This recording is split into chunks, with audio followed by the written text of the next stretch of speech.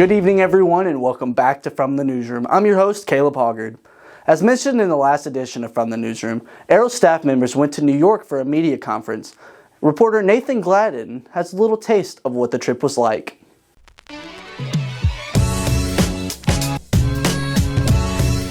Here I am in windy New York City. We are finally touching down.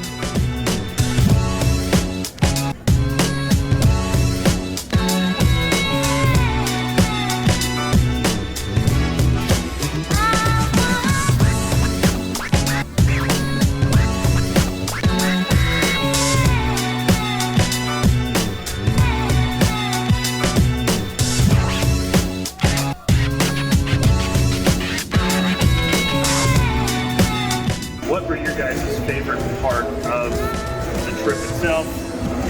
Sights you saw in New York, what were those? I definitely loved just all the food we got to try. We went to a lot of different restaurants, a lot of different places. The Bubba Gump place was probably my favorite. I also really enjoyed the food that we got to try and just seeing all the different people, all the different languages I heard. It was a really awesome experience. Thank you, Nathan. That trip looked like a sure blast. Now let's head over to me for this week's Try It Tuesday.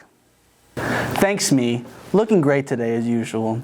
Anyways, welcome to the first edition of Try It Tuesday, where I go to the local Walmart and I buy an item that's in my budget in hopes that it works or improves my lifestyle.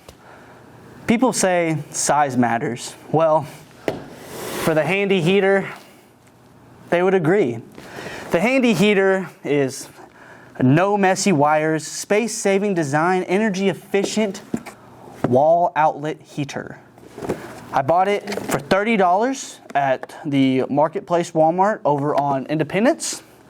And now it's time to plug it in and see if this bad boy can heat me up. Now that I'm in a more comfortable environment with my tremendously soft blanket and my luscious feather pillow, it's finally time to test out the handy heater.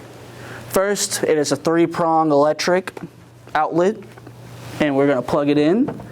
First thing that we need to do is press the power button on the very top, and immediately you can feel the heat. Holy cow. I'm not a big heat person when it comes to sleep. I love to sleep really cold. But for those of you who just love to sleep hot, this is the way to go. I'm gonna set it down to 60 because it said 60 to 90 degrees. But let's see if it also perhaps works as a coolant.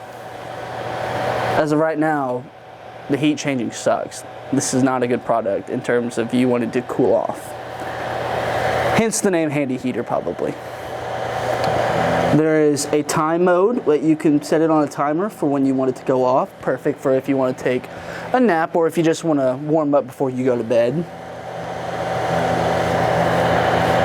And if you put it at 60 degrees, it's practically useless because it's not blowing in any air.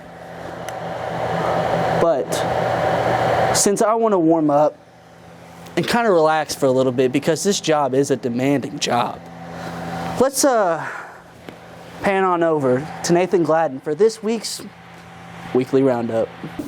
Welcome back to the Weekly Roundup, where we recap the most prevalent news stories taking place on and off campus. With the Red Hawks' first place finish at the OVC Championship, they punched their ticket into the 2023 March Madness Tournament. They'll be facing off against Texas A&M Corpus Christi in the first 4 of the NCAA Men's Basketball Tournament. The game is being played on Tuesday at Daytona, Alabama.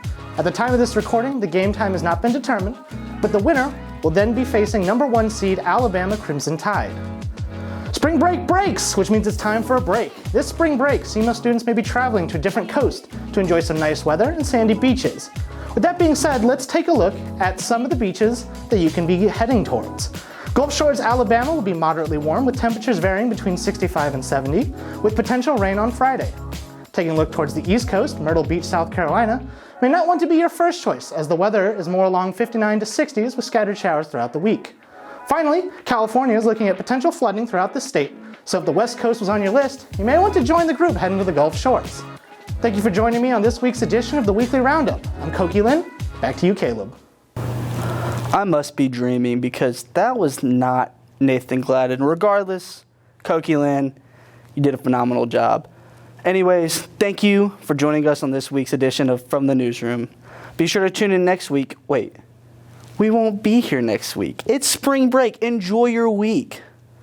As always, I'm your host, Caleb Hoggard. Good night, Cape Girardeau.